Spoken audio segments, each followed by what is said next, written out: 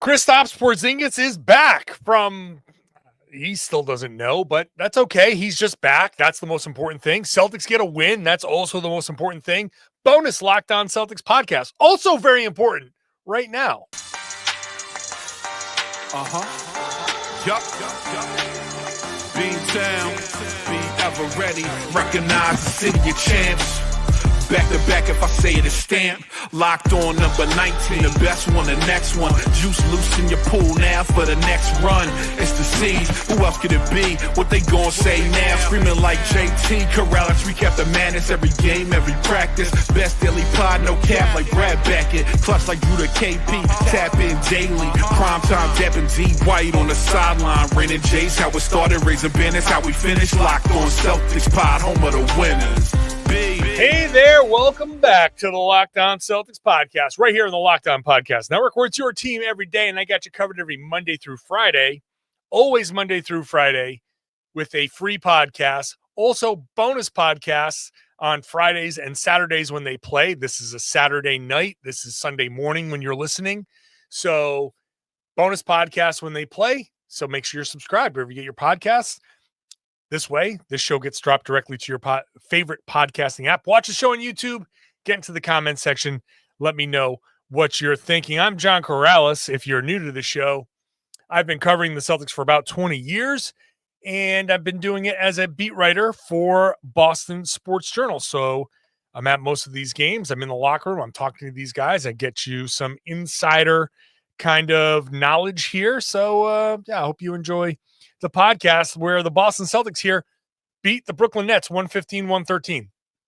Okay, so very first thing I want to say is I'll just take it. I'll take it. I don't care. It was not aesthetically pleasing in the second half, especially. Look, tough back-to-back, right? Miami to Brooklyn is difficult. We've set this expectation here. Miami, Brooklyn, Miami, anything north, and Miami, Boston back-to-back. Those are very tough. Celtics had no Derek White, no Al Horford, so they were shorthanded.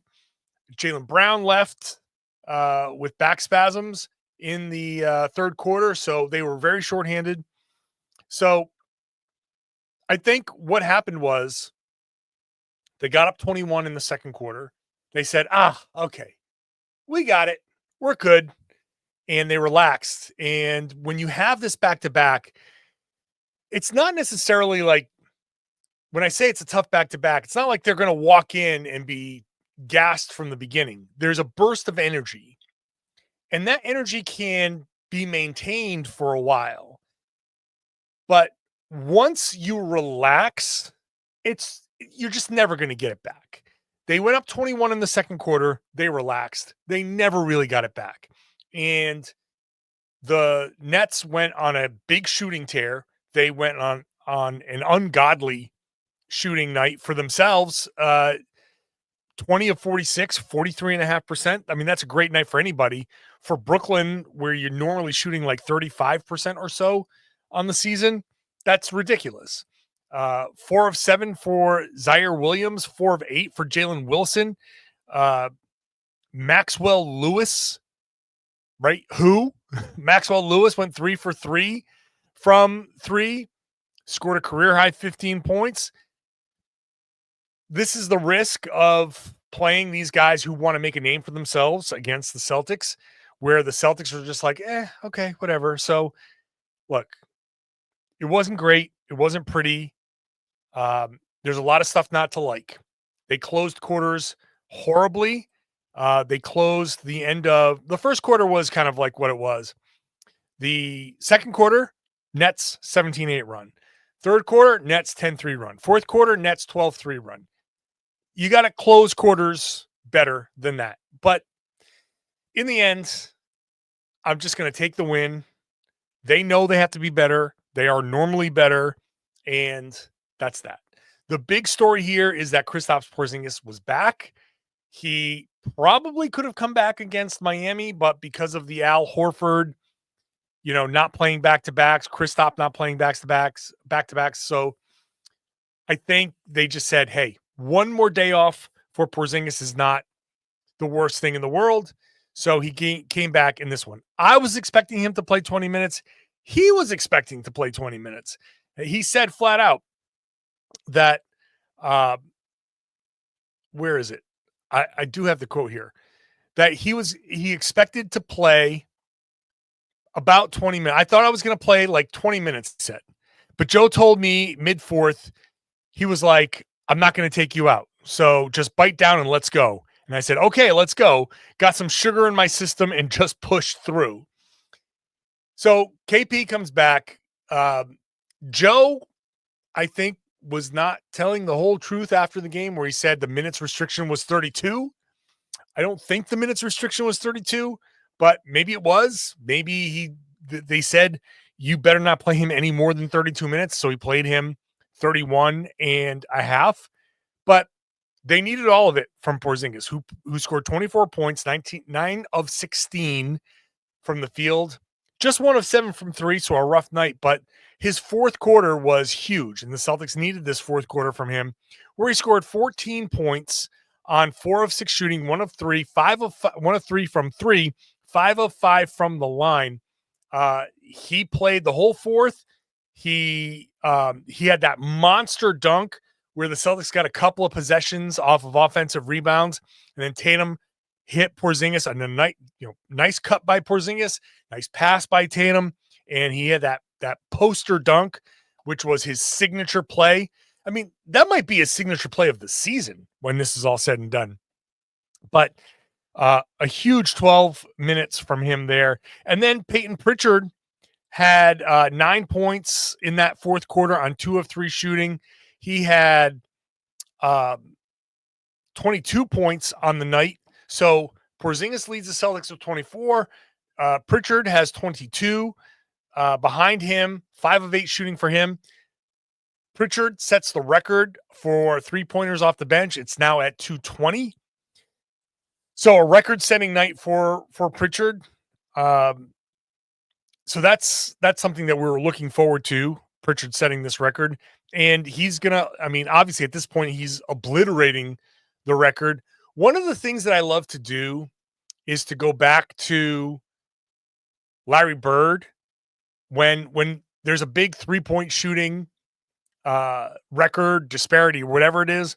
I like to go back to Larry Bird because Larry in today's game would be shooting like 23 pointers a game. I would give Larry Bird 35 shots and 20 of them should be 3-pointers because he was that good. But the game was different back then, and he didn't take a lot of 3-pointers. The most 3-pointers he ever attempted was 237. Payton Pritchard off the bench has 220 makes. So he just needs 17 more makes to pass the most 3-pointers Larry Bird ever took. It's kind of wild for somebody like me who's from that era to think about where 3-pointers have come. But it's pretty amazing. He'll get to 237 easy. He might get that in the next 3 games. So 17 more 3-pointers, 5, 5, and 7 in the next 3 games, not out of the question for Pritchard at all. You know, he could get that in 2 games for all we know. But Pritchard, with 15 games left, has a chance to really make that record way, way out of whack. I'm not going to say it's a record that will be unbroken, but for a guy coming off the bench to be that prolific, very impressive. So great night for Pritchard. Back to Porzingis, because this is a bonus podcast. I'm not going too long. This is a Sunday show. The Monday show will go back to the half hour. I'll get deeper into this, but back to Porzingis. We still don't know exactly what it was. He said that they tested him for mononucleosis. They tested him for all the big things that it might have been. And a lot of these things came back negative. Now they may have tested him too late for a lot of this stuff to test positive. I'm not 100% sure, but all he knows is that he got sick. It wasn't any big thing. He thinks it might just be a kind of bronchitis, which, look, a lot of people have been getting sick this flu season, this cold season, and people have been laid up for a while. So Porzingis getting super sick, it's not an outlier type of thing. A lot of people are getting super sick, but the way he described it was he spent a week trying to recover. And he said, quote, after that, I still had some lingering fatigue. After each workout, I was like, boom, big crash. I was really, really fatigued, like not normal. So he would try to come back. He would feel better. He'd go through a workout and then he would just crater. And then he said, I tried to push for the Lakers game. Tried to push my body the day before. I had a hard workout, but then the crash I had was historical. So he wanted to come back for Celtics Lakers. He pushed himself and then he crashed in a way that he's never crashed before. He said flat out, I've never been this sick before. So it's, I don't know what to make of it. It was not mono. It was not pneumonia. It was not any of this stuff, any of the big things you might think. But he just kept trying to push and then crashing. And then he got to the arena on the Lakers game night. He tried to get some shots up and he said, quote, I was just so fatigued. I was like, I'm not going to be a help. I'm going to hurt the team if I push myself. So we go back to the Detroit game where he was horrible. He was a minus 24 in a game they lost by 20. He'd missed 8 games in a row since then. He had the game before that where he was out sick. So 9 of his last 10 games, and that might as well have been 10 of 10 because he didn't play great in that. It took a while for him, and he said it's been frustrating. He didn't know what it was. He tried to push himself, and he kept cratering and crashing, and it really was super frustrating for him until now, where he's trying to get back into things and get back into a rhythm. The good thing about this is they pushed him a little bit. It's not an injury. So it's not like, oh, they pushed him 31 minutes on his knee. No, it's just cardio. So even though it's more than I thought he would play, it's not the worst thing in the world that he played this much. So he pushed it 31 and a half minutes. They have Sunday off, Monday off. They play Tuesday. They have Wednesday, Thursday off. So a nice couple of days to recover for him will be great. Then they'll play and have a couple more days to recover after that. And then they get into the general kind of flow of normal schedule. There's about a month left in the regular season. And as we've said, the first couple rounds of the playoffs don't have to be too crazy. So I feel like he got back kind of just in time for the ramp up to happen, for him to get back to the cardio, get back to feeling the touch. The threes, like I said, 1 of 7 was not great, but 1 of 3 in the fourth quarter, that's better. He said the first few shots were bricky. He very much looked like a guy that was gassed after 5-6 minutes, and he was way out of rhythm for sure in the first quarter of this game. But moving forward, I feel like Tuesday against Brooklyn, Friday against Utah, not playing the back-to-backs, but playing in this upcoming road trip, he's back to getting into the swing of things. So hopefully this is the last absence he's going to have to come back from. Other things from this game before I wrap this up. Jayson Tatum finished the game 20 points, 8 assists, 8 rebounds. I thought his first half was spectacular, 13 points, 4 assists, 6 rebounds. The second half, I kind of feel like he mailed it in a little bit. He wanted to play. He played. I would love to see him take Tuesday off. I'm dying. I know I'm beating a dead horse here, but Tuesday as an off day for him, and help Jaylen Brown. I don't even care if they lose that game. I really don't. It doesn't matter. 2 days off after this game, 1 home game, 2 days off. Give them the day off. Take 5 days off from playing in a game. You're still going to work out. You're still going to practice. You're still going to go through stuff. You're going to shoot. You're going to get your rhythm. You're going to be in the weight room. But take the day, that one game. This is a beautiful opportunity. 1 game off, but 5 days off from playing. That is an incredible opportunity that the Celtics should not pass up. Give Jaylen a break. Jaylen left this game with back spasms in the third quarter. Give him a break. Jayson's been dealing with the knee thing. Give him the break. Even Al, if you want, give him the break. Play Kristaps. I think Kristaps should play. 2 days off, then playing, then 2 days off, and then playing against Utah on the road. He needs to get his cardio up. But play him. Pritchard can play forever. So he can play. Give the other guys an opportunity. Play Torrey Craig. Play Xavier Tillman. Play Jordan Walsh. Give Jaylen and Jayson that one night off. Beg them. Not even beg them. Just somebody have the guts to just say, hey, guys, we made you inactive. Brad Stevens, go up to Jaylen and Jayson and say, hey, it's out of your hands. I made you inactive tonight. And they can be pissed. Jaylen and Jayson can be pissed and throw a tantrum if they want. They're not going anywhere. They're not doing anything. They're not going to not play in the next game. They'll just be mad for a day. So what? Give them 1 game off, but 5 days off. But Tatum in the first half of this game was brilliant, man. He was just slicing through that Brooklyn defense. It was incredible. Like incredible the way he was just torching that Brooklyn defense. To the point where I put it out there. I was like, I think it was on Blue Sky, where I said, hypnotize Jayson Tatum to see nothing but Brooklyn Nets jerseys for the rest of the season. He's just going to get to the rim and be an MVP. What else from this game? Luke Kornet was great. Brian Scalabrine couldn't stop gushing about him on the TV.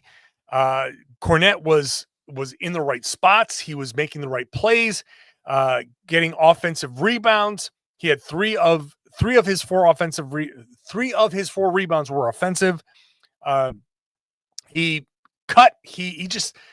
Kornet has been fantastic. Wait, no, that was in the first half. Those were his first half stats. His full game stats, 5 offensive, 5 of his 8 rebounds were offensive. So even better. 10 points for him, 5 of 7 on the night. He was just great. I thought he was great. Let me just say that I, in the last podcast, was very down on Neemias Queta. I went back and looked at his performance in the fourth quarter of the Miami game. It was better than I was giving him credit for.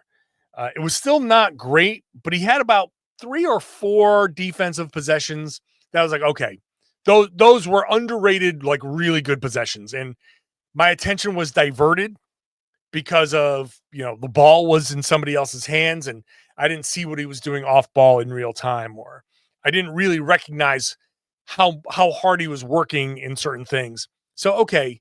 It was still not great, but he was better against Miami in that fourth quarter. So I understand why the Celtics were maybe gassing him up a little bit, positive reinforcement for the things that he did. In this game, he was horrible, and there is no need to go back and review. He was not good in this game. Look, I'll admit when I was wrong, and I was kind of half wrong on this. He was just bad. He was bad in this game. So not that he didn't make some good plays, but he was just bad in this game. I saw somebody in the comments say, I have a bias against Neemias Queta. I have no bias against Neemias Queta at all. I have no bias against any of these guys.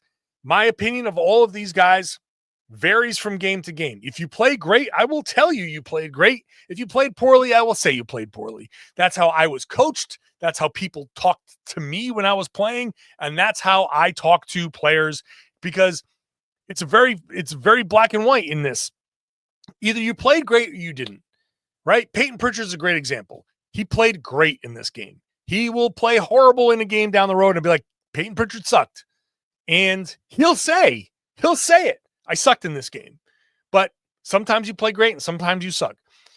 Neemias Queta has played great in some games. This game, not so much. So he's in a bad stretch. He'll have a game somewhere in this upcoming stretch for sure. I guarantee you, before this regular season is done, Queta will have like 2 or 3 games where you're like, oh, wow, he was really impactful.